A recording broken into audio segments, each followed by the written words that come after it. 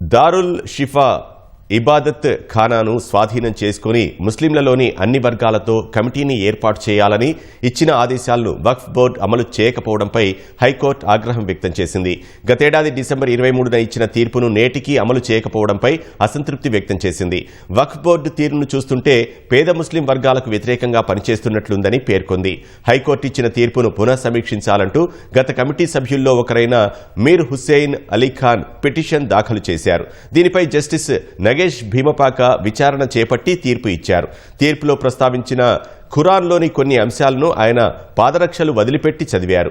ఒకరి ఆస్తిని అక్రమంగా కొట్టివేయడానికి ప్రయత్నించరాదని, అధికారులకు ముడుపులు ఇచ్చి ధర్మ సమ్మతం కాని ప్రయోజనాలను పొందాలనుకోవడం సరికాదంటూ ఖురాన్లో పేర్కొన్న అంశాలను న్యాయమూర్తి ప్రస్తావించారు. వక్ఫ్ బోర్డుతో పాటు రివ్యూ పిటిషన్ ఖురాన్ స్ఫూర్తిని విస్మరించారని అన్నారు. 2023 జూన్ 1న కమిటీ ఏర్పాటు చేస్తూ వక్ఫ్ బోర్డు జారీ చేసిన ఉత్తర్వులను రద్దు చేస్తూ వెలువరించిన తీర్పు సబబేనని పేర్కొన్నారు. ఇందులో జోక్యం చేసుకోవాల్సిన అంశాలు లేవని సమీక్ష పిటిషన్ను కొట్టివేశారు.